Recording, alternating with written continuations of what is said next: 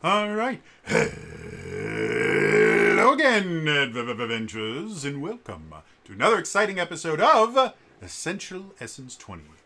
Join us as we look at the powers, perks, features, and focuses of the Essence 20 system to help you get the most out of your choices. So, today, we are going to be looking at my personal favorite Ranger color, the Green Ranger. Quick reminder, if you do enjoy this stuff, please remember to like the video, subscribe to the channel, hit the bell icon to turn notifications on. All those things are super, super important. So, let's start off by discussing what is the Green Ranger.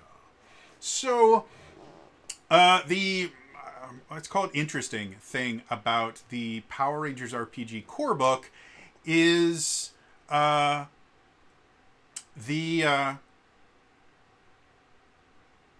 each one of the roles is meant to mimic one of the roles of the original 6 Mighty Morphin Power Rangers. And because of that, some of them start getting a little bit, I guess, inaccurate when discussing the entire spectrum of Rangers that share that kick of color. And Green Ranger is probably the one that is the most obvious. Obviously, this Green Ranger is meant to help you effectively recreate Tommy Oliver, the Green Mighty Morphin Power Ranger.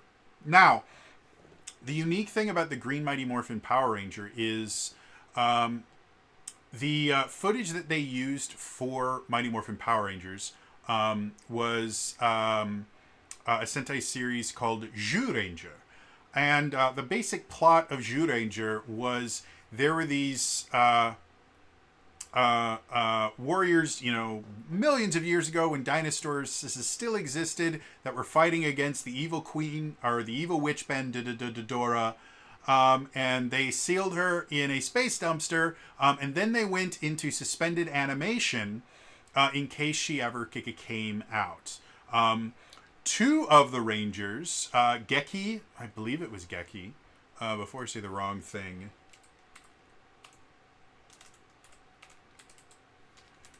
Gyaro Sentai Zyuranger!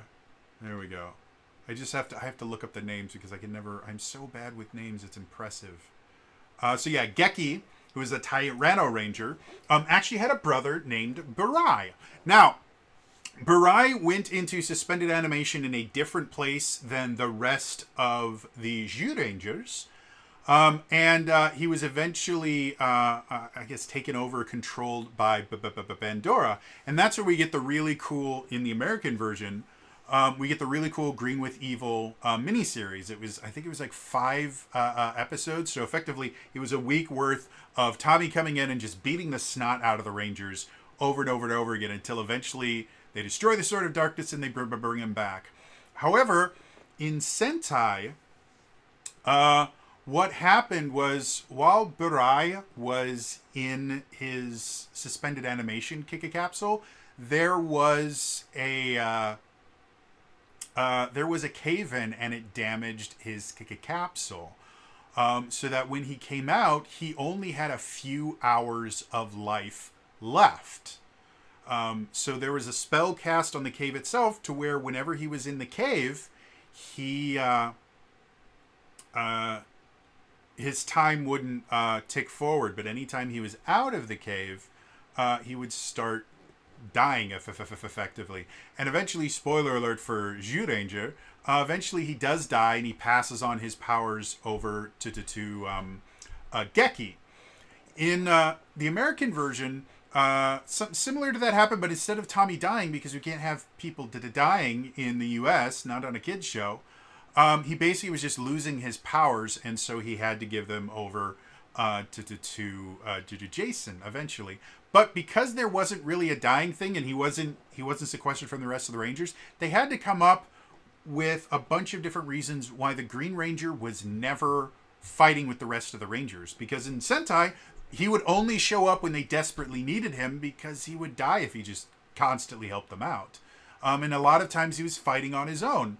And that's where the Green Ranger for the Essence20 system, that's what they kind of focused on, was the kind of Lone Ranger style aspect, to the point where when I renamed all of the Spectrum colors, just because I don't think tying the Spectrum to your class is a good idea, I called this particular role the Loner, because that's what it's built around. And it's built around being able to kind of take care of yourself and be able to fight on your own while still kind of being a part of the team. And then that aspect, it actually starts having a few things in common with more rogues and other kind of classes like that are designed to be a little bit more solo focused. Not so much as being able to just adventure on their own, but when they are part of a team, they tend to excel at kind of singling out someone, bringing them away and taking them down, and then moving on. So yeah, the interesting thing about Green Rangers in general is when you actually look at Green Rangers, some of them do fit into that kind of solo ranger format. If we look at Ninja Storm, the Green Ranger in that, who is the Samurai Ranger, fills that role really, really well. They are, an additional 6th Ranger. They're kind of on their own quite often. However, when we look at other Green Rangers, like even just as simply going with the Zeo Green Ranger or the Turbo Ranger, both of which were Adam, and then Turbo Ranger eventually turned into Carlos, the Green Ranger turns much more into kind of a comic relief character, and that's especially true when you look at Lightspeed Green, if you look at Time Force Green, even if you look at Lost Galaxies Green Ranger, he is designed to be like that particular character is a mechanic. He's designed to be your kind of everyman, and because of that, he tends to have reactions to things that the rest of the Rangers don't. Because what is it? 2 of the other Rangers are military. One of them is wanted to be in the military but was too roguish to get in. That's the Red Ranger. And then the Yellow Ranger is from a completely different planet and tends to be very accepting of everything. So the Green Ranger is always this kind of everyman, and when weird things happen, he goes, "Really?" So it is significantly more common for a Green Ranger to be comic relief than it is for them to be the loner. Really, the only time you get loner-style Rangers is when they are the 6th Ranger, which doesn't happen anywhere near as often as them just being part of the core Ranger team. In general, in most Ranger teams, you either have a Black Ranger or a Green Ranger, not both. And when there are both, 9 times out of 10, one of them is going to be a 6th Ranger. So that being said, just as a reminder, the Green Ranger here is specifically going to be a 6th Ranger version of the Green Ranger. Let's move on to some actual features. All right, so moving on. All right, Spectrum role features. Personal power for this particular Ranger. We've seen kind of slow power, which was the Black Ranger. They didn't get a ton of personal power. Then we went to the Blue Ranger, and that had really fast power recharge, and so they were much more attuned to using grid powers a lot. The Green Ranger role is right in the middle. You still start with 2 personal power, and you regenerate 3 personal power per day. But you max out at 11 personal power. So right in the middle there, they can use grid powers and other things that require personal power a little bit more than something like a Black Ranger can. However, they're not going to be anywhere near as kind of customizable in that aspect as something like a Blue Ranger. In addition, armor training, get both light and medium armor. And as far as the skills that they do the best, their number 1 skill is going to be strength. Which is another thing that I find kind of interesting if they were trying to recreate the Tommy version of the Green Ranger. because I would never consider, when comparing like Tommy and Jason, who were constantly kind of compared because one was the leader and one was kind of trying to be the leader. And again, one of the major reasons for that was in Sentai, they were brothers. Jason, I've always attributed more strength, and Tommy, I've always attributed more to being a more agile-based character. His kind of famous Tommy kick is this jumping, spinning. In Taekwondo, we call it a reverse crescent kick, because your leg literally travels in a crescent. And he jumps and spins and does this really cool spinning kick, and that's a very agile move. That's not a really strong kind of strength-based attack. So I do find it interesting. The highest essence score increase for the Green Ranger is strength, and then their second highest is speed. So with those two combined, you have a very aggressive Kika character. With the extra strength scores, again, you can put that towards your attacks if you want to be a more strength-based Kika character, or you can put it more towards your conditioning and just have a character that's very difficult to kill. And as we look at more features and perks of this particular role, that'll come in really handy when they're doing off their solo stuff.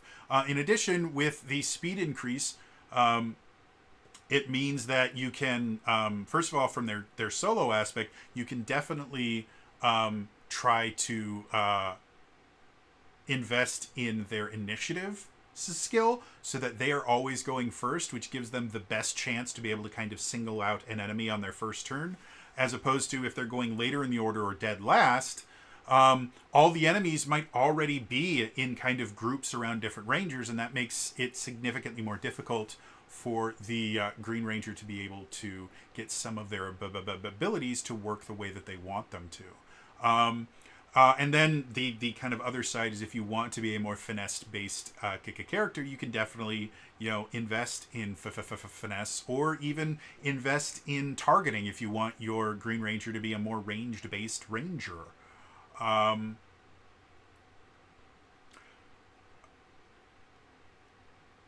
The one issue with being a range-based Green Ranger is the table perk, or the table feature of this one, does require you to be adjacent to the enemy and make a melee attack. So while yes, you can be a ranged-based Green Ranger, you're going to have some issues with that in using everything in this kit.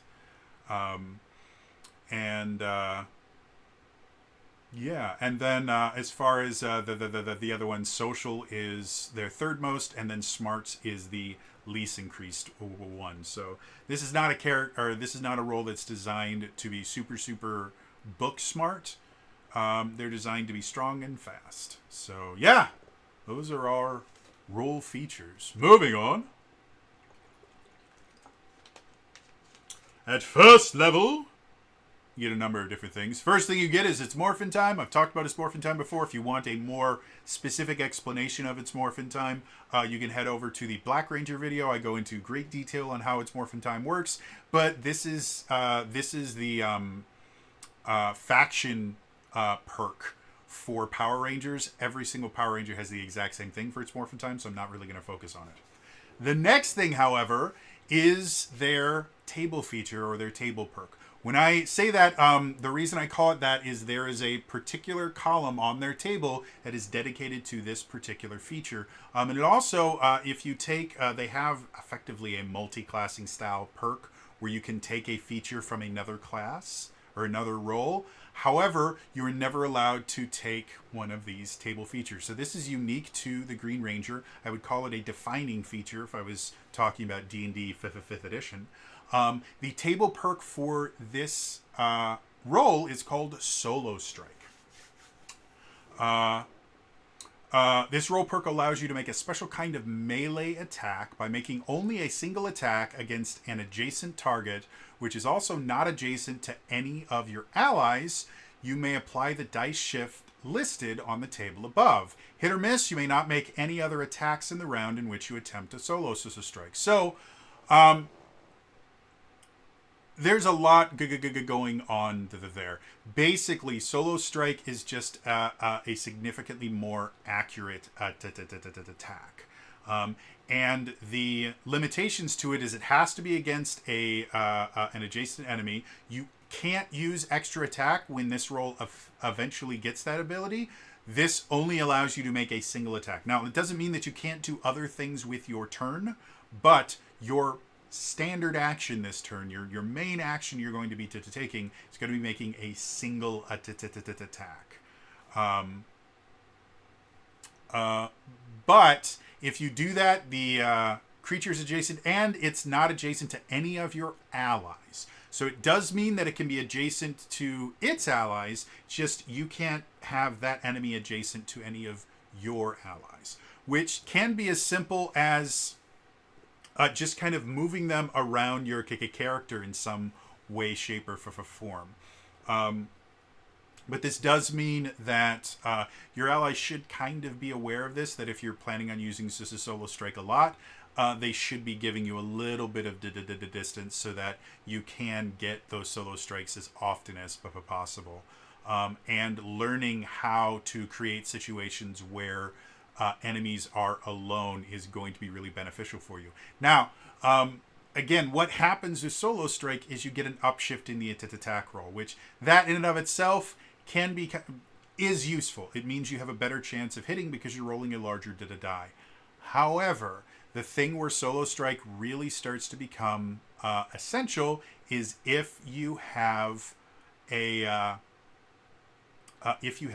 focus or a specialization in whatever you're using to attack. As a reminder, the way that critical hits work in Essence20 is whenever you make a skill test, you roll the d20 and you roll your skill dice. For critical hits in the Essence20, whenever one of your skill dice rolls the maximum amount it can roll, you get the critical effect on that hit.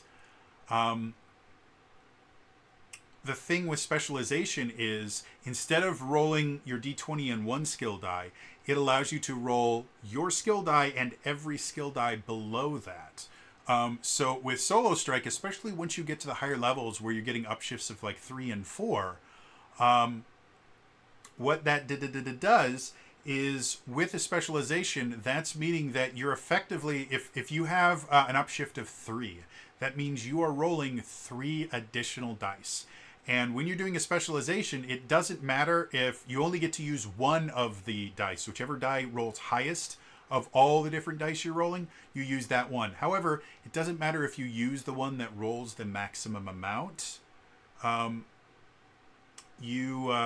long as one of the one of the skill dice rolls the maximum amount, that counts as a critical hit.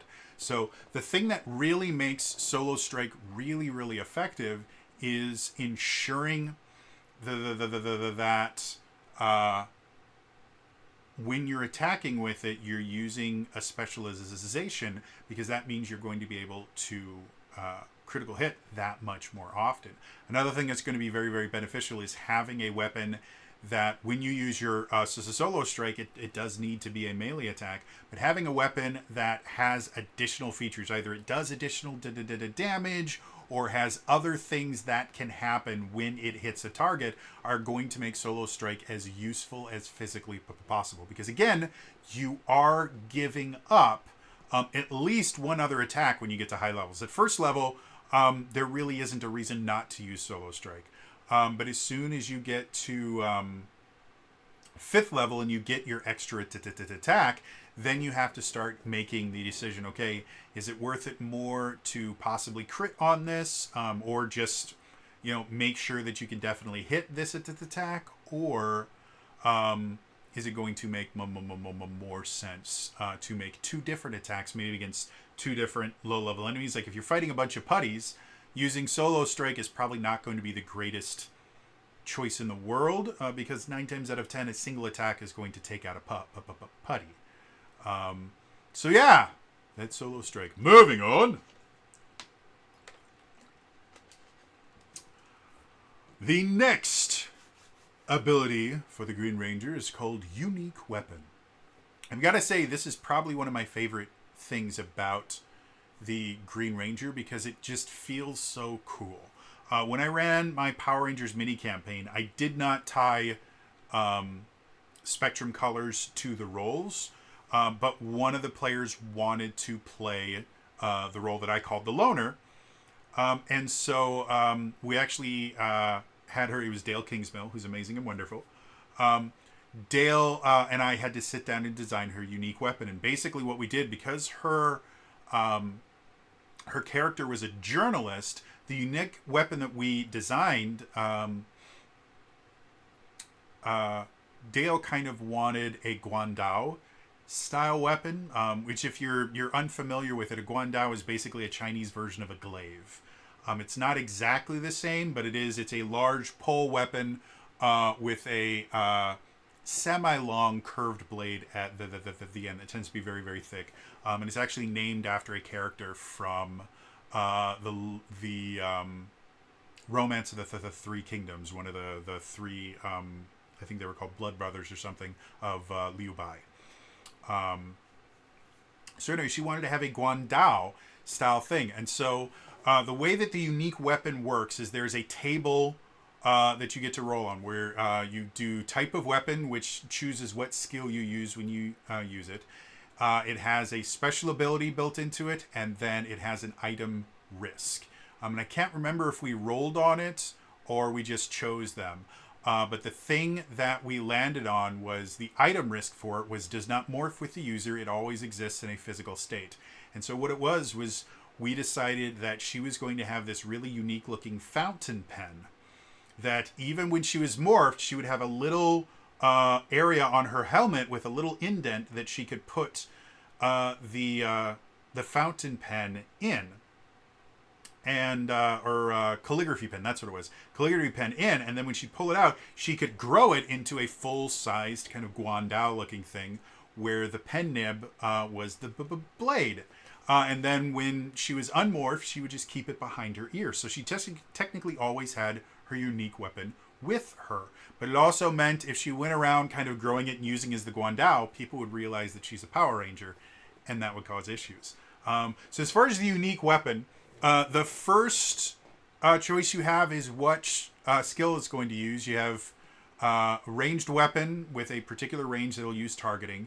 You can use a small melee weapon that does finesse, a versatile melee weapon, which means it can be used either one or two-handed, and it can be either might or finesse, or a two-handed melee weapon that just uses might. The second thing is your special ability for it.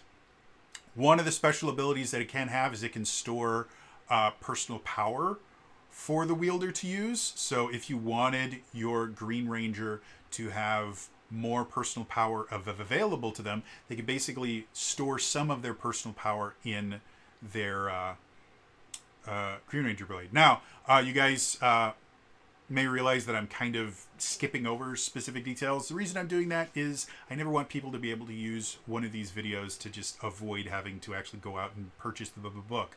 I like Renegade. They're nice people. I've talked to a few of the people that actually write this system. They've been absolutely lovely to me. So, yeah, if you want specifics on like how much personal power, pick up the book. There's lots of different ways to get it. It's a fantastic book. So that's one of their special abilities. Second one, called Zord in half normal time. That's one of those ones where, again, your mileage is going to vary. The mini campaign that I ran, they got to level 3 at the end of the campaign, so I never really got to deal with Zords. Someone that's actually ran Zords can figure out if that is significantly more useful than whatever, because basically once you call your Zords in, I think it takes a D4 of turns for them to show up. So during those 4 turns, you have a giant creature there that is trying to hit you. And the Essence20 system does have some unique benefits to size differences, where larger creatures have a harder time hitting smaller creatures, but they tend to be more powerful. And then smaller creatures have an easier time hitting larger creatures, but again, they're weaker. So it might be it might not be that bad to spend like 3 or 4 turns just running around and kind of setting things up to get into your Zords. But being able to get into your Zords faster than anyone else means that the Green Ranger Zord can go kind of one-on-one with the monster while the rest of the Rangers are getting their Zords ready and kind of prepping for all of that. So that can be very useful.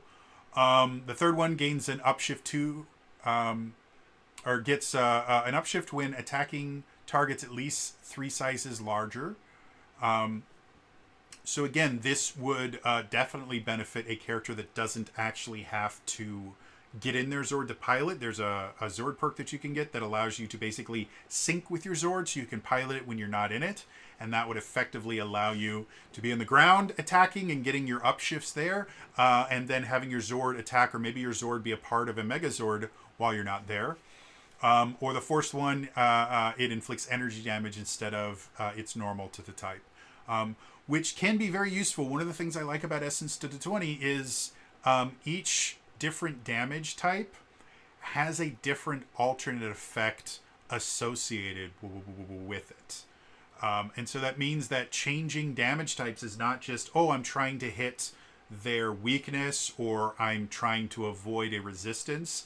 It actually means that the weapon works differently, can target different things. So that can be really, really interesting. But in addition to having you choose the type of weapon, then a special ability, you also have an item risk.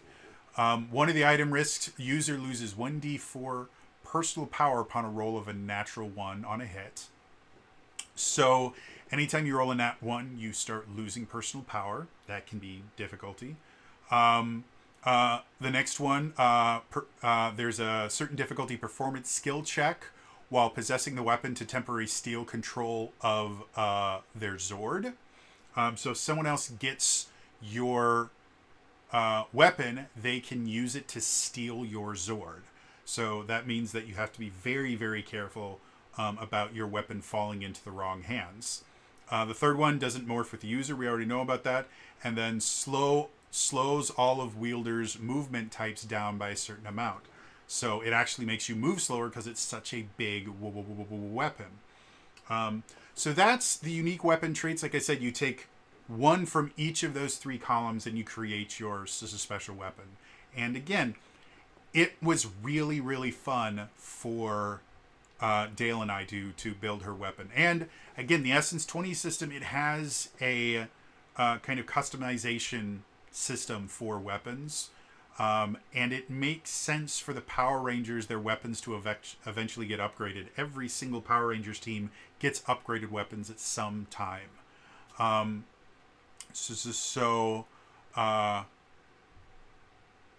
This is the base version of the weapon, and then as the player uses the weapon more, they can start... excuse me.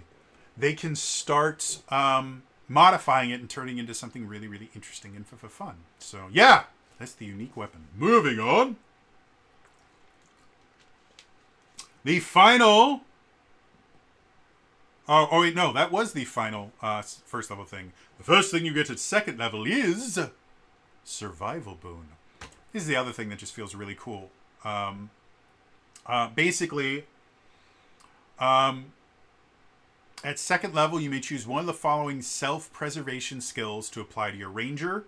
And you can make a second and third choice at later levels. So eventually, you can get 3 of the 5 things here. Now, I've mentioned this before. When you have a menu board style thing where it's like, pick one of these things, in general, my rule of thumb is bare minimum, you have to have at least double the number of choices you can make on that board. Otherwise, what it turns into is you get to choose the most useful thing at the lower level, and then each additional time you make a choice, you're choosing the thing that is the least useless.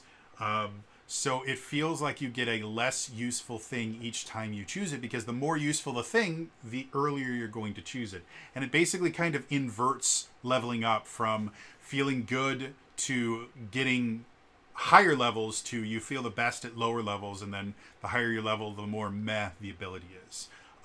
The survival boon here, they only have 5 choices. So already they're breaking my rules of you need to have something.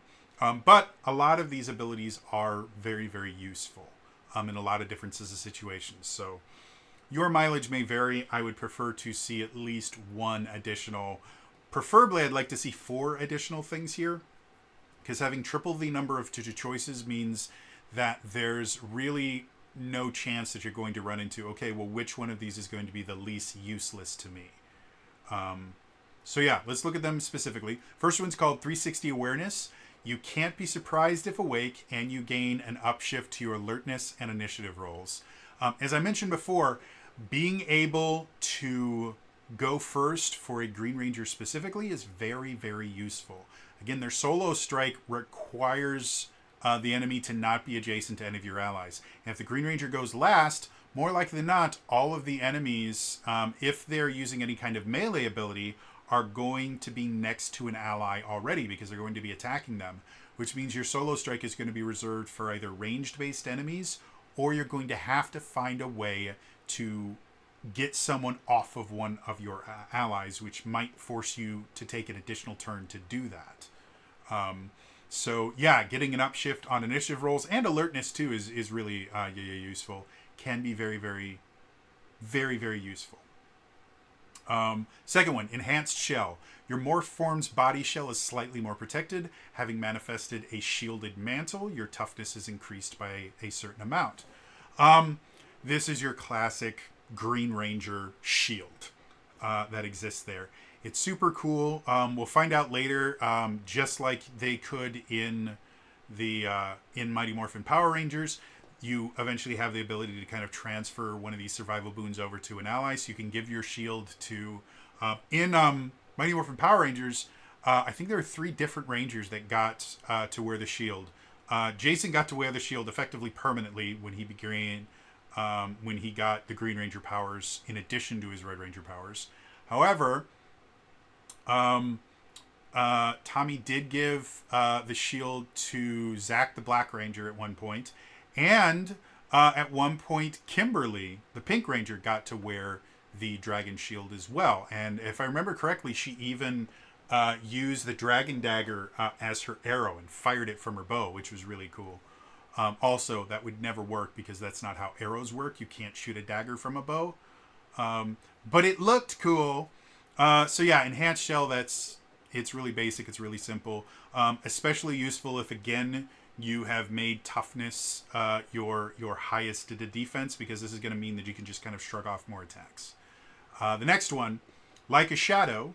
You can become a statue still at a moment's notice, gaining edge on all infiltration skill checks. So if you want to be a much more secretive Green Ranger, stealthy, more roguelike Green Ranger, Like a Shadow can be very, very useful.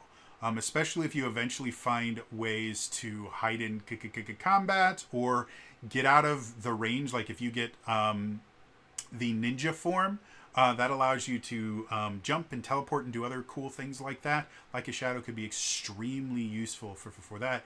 And then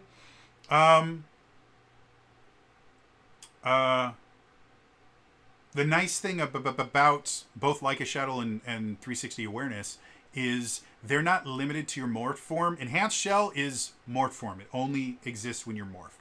But Like a Shadow and 360 Awareness exist in your civilian form as well. So again, if you really want to build that more secretive, very solo-prone character that can sneak off on his own, Like a Shadow is really, really useful for that. The next one, Move Like a Song. The first attack that targets you each round has a snag. If this attack already has a snag, it automatically misses instead.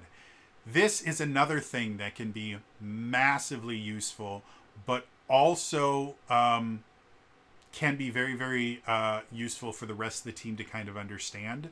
Specifically because that second part, if the attack already has a snag, if somebody on your team has the ability to basically inflict snags on enemies, this ability effectively means that the first attack every round, as long as they can find a way to give a snag to the enemy, is an auto miss, which can be extremely useful or not quite as useful. Again, because it's still the first attack that targets you.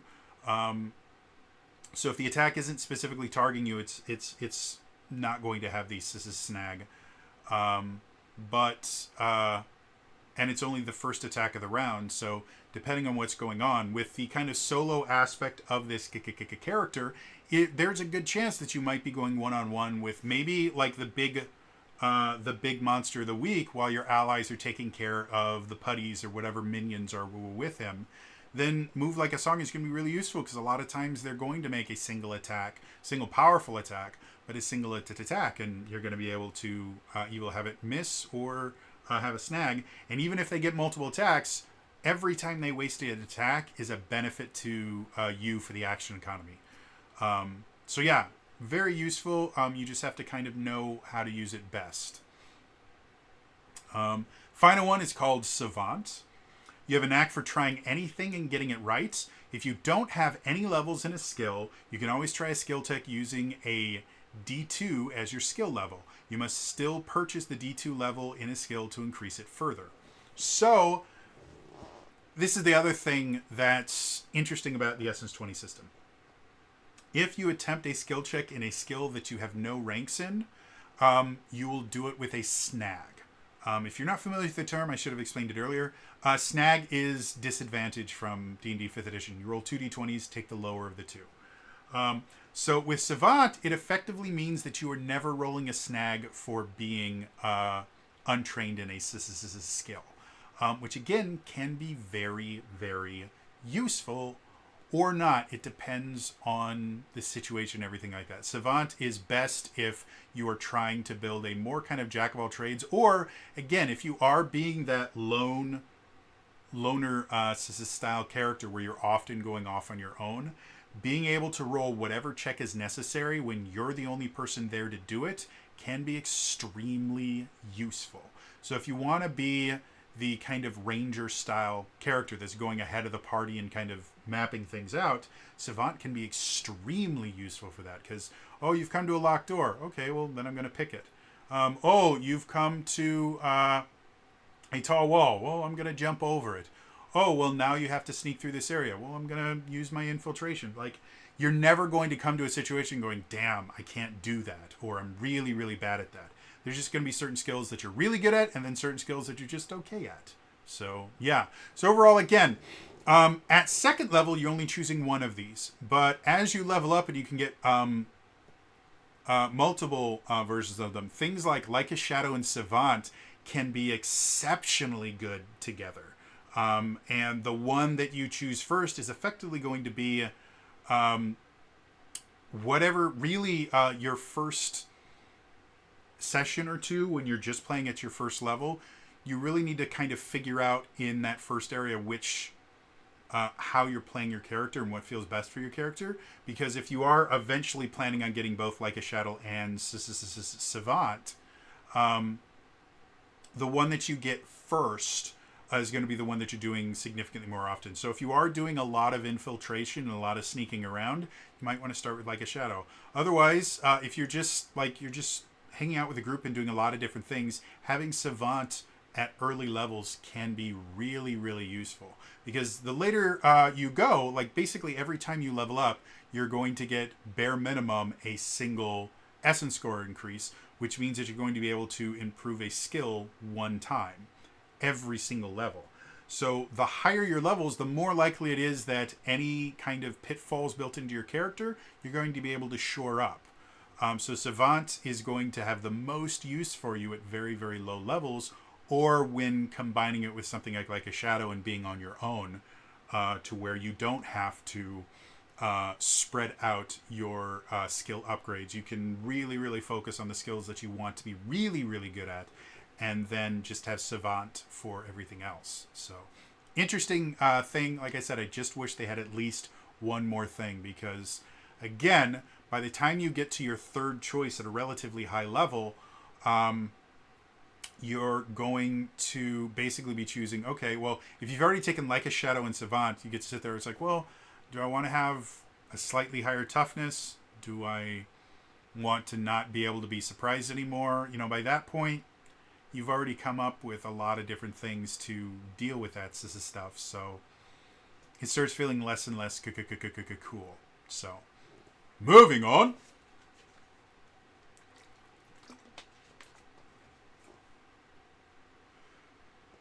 The next abilities are the abilities that everyone gets. Third level, you get your Zords.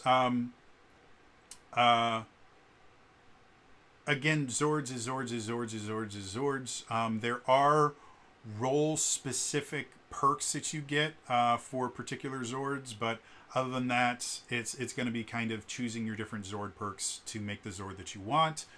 Fourth level, you get your General perk, which again is your basically your feats. It works the same way it does in D&D 5th edition.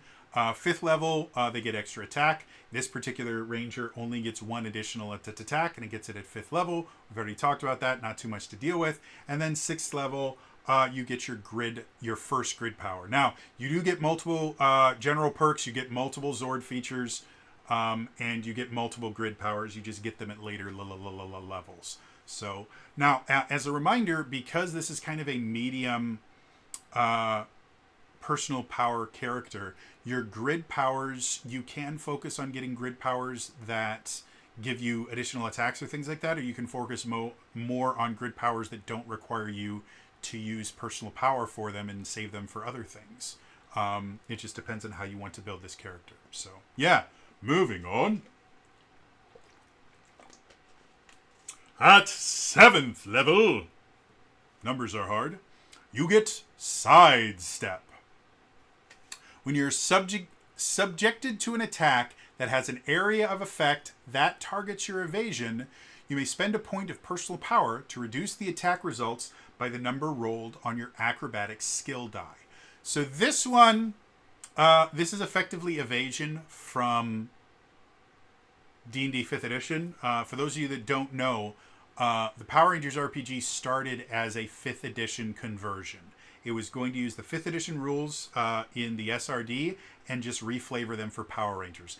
As they kept going with it, they realized that 5th edition wasn't a good fit for what they wanted to do, and they designed the Essence20 system. However, there are still aspects of 5th edition that remain, and Sidestep is basically evasion changed into a form that it works for 5th edition. Because of that, it's kind of a weird ability. First of all, it only works on area of effect attacks. Second, that targets your evasion.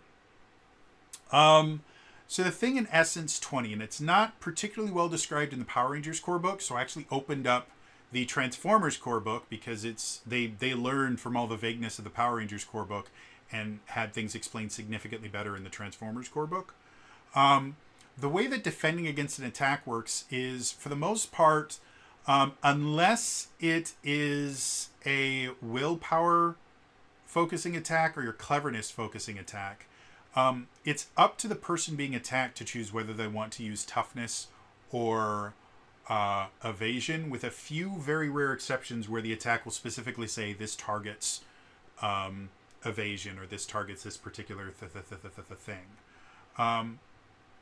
So because of that, an area of effect that targets your evasion doesn't really make a whole lot of sense, because technically, as long as it doesn't specifically say it targets your toughness, you can defend against any physical attack with your evasion. So that in and of itself is a little bit confusing. But when we look at it as just the evasion skill from D&D 5th edition, it makes a little bit more sense. Basically, it's area attacks that in 5th edition, you'd have to make a dex save in order to use them. This, they said, it targets your evasion. So it's effectively area attacks that are not poison effectively, which is going to normally focus on your toughness, or like psychic style attacks. It still means that basically anytime you're dealing with an area attack, the vast majority are going to be kind of physical explosions or eye beams, stuff like that.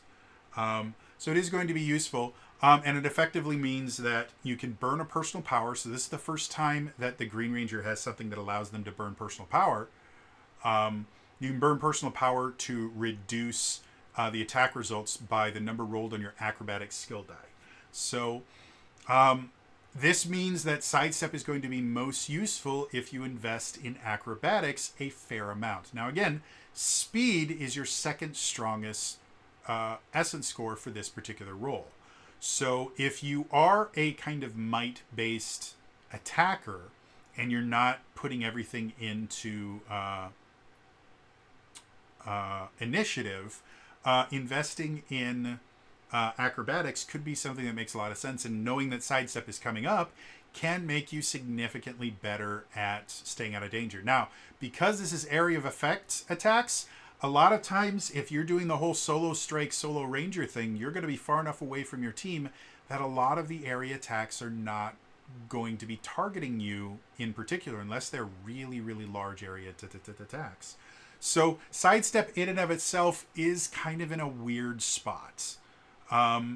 Because either you have to do whatever you can to ensure that you're remaining close enough to your allies to be covered by area of or to be targeted by area of effect attacks, but far enough away that you're still getting your solo strike, or you just kind of ignore your solo strike often to be able to get your Sidestep. Or in specific instances where you simply can't get far enough away for whatever reason, Sidestep is going to be useful.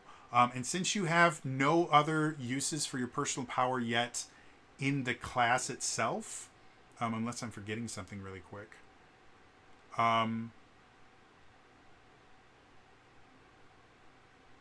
Yeah, you don't really have a way to spend your personal power yet.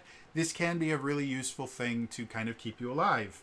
So, but other than that, I would say it's probably one of the weaker abilities for the Green Ranger role, simply because it feels like it's kind of fighting with the table perk for this role. So, yeah. Moving on. At 10th level, you get Team Player. By making contact between your morph form and a teammate's morph form, and both of you spending a certain amount of personal power to make the transfer, you may choose one of your current survival boons to pass to the teammate. This transfer lasts until both of you return to your normal form. The next time you use its Morphin time, all transferred survival boons will have been returned to you. This is where things get really, really interesting for the Green Ranger, because when we look at the survival boons, there are certain survival boons that make sense to give to other players when you're morphed, and certain ones that just really don't. Things like the enhanced shell, which is what this is meant to mimic, make perfect sense. You need to kind of shore up someone's defenses. You can give them your toughness, because again, you're a strength-based character. You might already have your toughness pretty high. However, that particular boon doesn't get any better, and the bonus to your toughness is really, really low. Again, if you want the specifics, go out and purchase the book. But, so doing that is not particularly great. Same thing is true about like 360 awareness. You can't be surprised if awake and you gain an upshift to your alertness and initiative rolls. Well, by the time you're morphed, you'll have already rolled initiative, so that gets out of it. Rolling alertness tests in combat is not an extremely common thing. It's not that it doesn't happen, it's just not quite as useful. And then being the surprised if awake, you're already in combat by the time you're morphed. You don't sleep while you're morphing. And you generally don't kind of wander around morphed too often. So that one, not really great for transferring. Like a shadow, again, can be useful if for whatever reason you're both morphed and trying to be secretive. If you've ever seen Mighty Morphin Power Rangers, the movie, there is a scene where they're trying to kind of find these little oozling things. And so they are technically sneaking around, but they're actually not trying to be sneaky. They're actually trying to find these things. So it's the slime things that they're trying to be sneaky, and that they're not really doing that. So, I mean, maybe there, or again, if your team does have particular form perks that allow them to morph and have different things that are useful to them when they're morphing, like a shadow might be very useful. Move Like a Song would still be very useful, transferring it to someone else. So definitely someone that's like doing really, really poorly at that particular moment, you can go over, give them move like a song, and then hopefully they won't be taken out of combat. And then Savant, again, it's one of those things that it's more useful outside of combat than it is inside of combat. So for the most part, the two that are the most beneficial to transfer are going to be either Enhanced Shell or Move Like a Song. The rest of them are going to be extremely situational. So as far as team player being, I mean, it's a cool idea, but due to the limited choice of survival boons and how few of them are useful when you're already in combat, it makes team player just not quite as useful. In order to get the most use out of it, again, this is another one that really requires you to understand your team and know where the additional boon is going to be most beneficial. So knowing who has the lowest toughness to give them your shield, or knowing, who's the lowest on hit points to give them the move like a song ability so that they can survive a little bit longer. Or maybe it's just the idea that they're focusing on something is so they can't actually do combat, like they're trying to fix a radio tower or something while the rest of you are fighting off the enemies that are trying to stop you.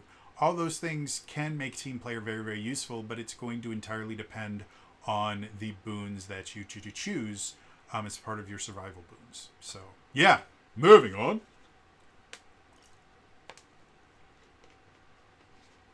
I'm out of water. I have to get another one. If I don't drink after moving on, and is this really an essential Essence20? Come on. At 18th level, you get At All Costs. This one is interesting to say the least. You can, once per day, fight beyond reaching 0 health while morphed. Instead of being defeated or returning to your normal form, you may continue to fight normally. During this time, when an enemy successfully hits you, you lose 1 personal power instead of taking damage. If at any time during this role perk's use you reach 0 personal power, you immediately return to your normal form with 0 health, with the conditions unconscious and defeated. This is a dangerous role perk and is normally only called upon when the team is truly in trouble. So, this one is interesting. It's basically turns you undead. And there's a few wordings here that I want to bring up in particular that can make this an extremely powerful ability. Specifically, during this time, when an enemy successfully hits you, you lose 1 personal power instead of taking damage. It doesn't say you lose 1 personal power for each point of damage you would take. So, with something like At All Cost, instead of taking like 2, 3, 4 damage from a really powerful attack, you will simply lose 1 personal power. That's a really big deal. First of all, it means that your personal power is effectively turned into a secondary hit point pool for you. You can only do this once per day, but that's a really big thing. I've talked about this before. I call them one and done abilities. Abilities that you can only use once a day run into an issue that I like to call the elixir paradox, which is basically in games like Final Fantasy, there are certain items called elixirs. Elixirs are really powerful healing tools because they will refill all of your hit points and all of your magic points, but they're limited. There's a limited number of them. You can never buy them in stores. And so the elixir paradox is when you're in combat, you'll have like 2 or 3 elixirs and you go, well, I can't use those because what if later on I need more of them? Or if I'm at a higher level, the higher my level, the more hit points and the more magic points they're going to restore. So using it right now is a waste of it. And what ends up happening is you beat the final boss and you have like a dozen elixirs in your inventory because you never use them, thinking, well, what if I'm going to need to use this later?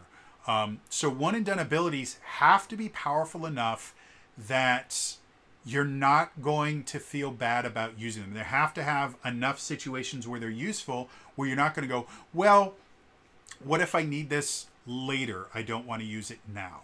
This particular ability, I think, is powerful enough that it feels good as a one and done ability. If it wasn't a one and done, I think it would be too powerful. It's also an 18th level ability. So you using this It means that you can keep fighting when you normally wouldn't be able to. You get to effectively reduce damage, which especially if you are if you are on the ground and your Zord is part of the Megaform, but you're on the ground and attacking, a lot of the attacks from a super large monster are going to hurt a lot if they hit you, but with at all cost, you're going to be reducing that down to a single power point. And as we've seen before, there are role features that allow other rangers to basically give you more personal power, and you can always burn a story point to get more personal power for everybody. It costs a story point per team member that's in the scene, but if you're combining that with at all costs, it means your story points can directly turn into your life. So again, really, really powerful, interesting ability, but you have to know when is going to be the most beneficial to use it. And as long as the wording is the way that it is here, it means that you are never losing more than one personal power per attack that hits you. So combining that with like moves like a song and stuff like that, it means that once at all costs has been activated, there's a good chance that you're not going to really be dealing too much with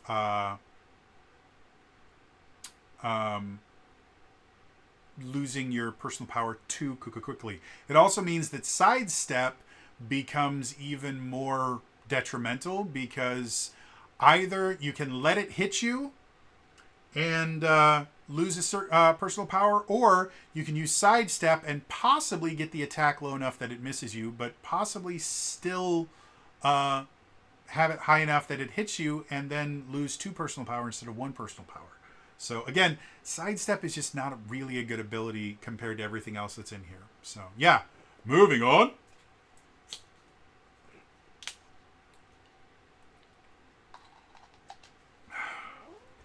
At 20th level, you get Green Ranger Prime. All the roles in the Power Rangers RPG, the 20th level thing is Ranger Color Prime.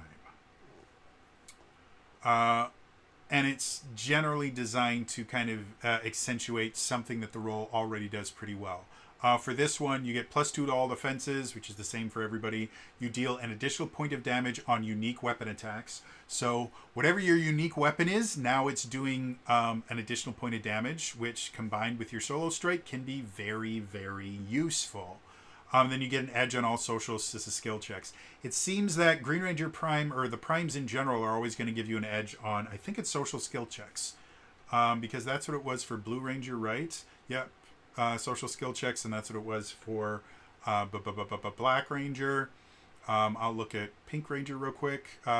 Pink Ranger gets speed checks. So I guess it's not universal. Red Ranger gets strength, and then Yellow Ranger gets edge. So yeah, I don't know why all 3 of these first ones decided to go social, but whatever. Yeah.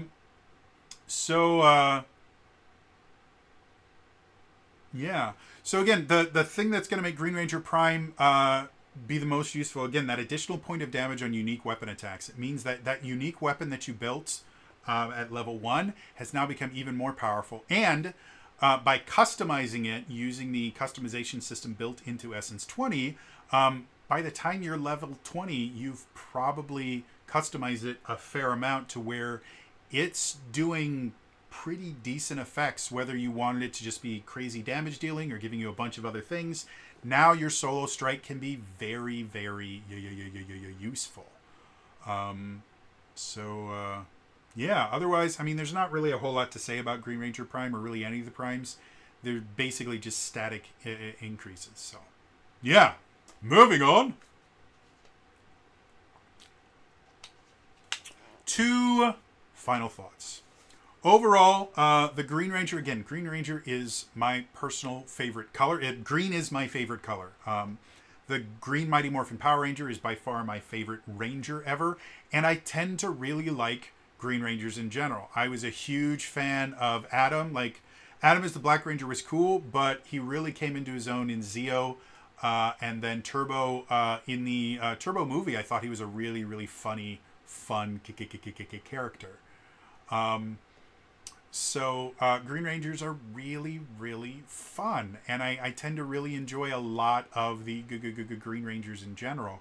As far as the actual mechanics and everything of the class, Solo Strike, you do have to understand it pretty well and kind of build everything else around Solo Strike to get the most benefit out of it.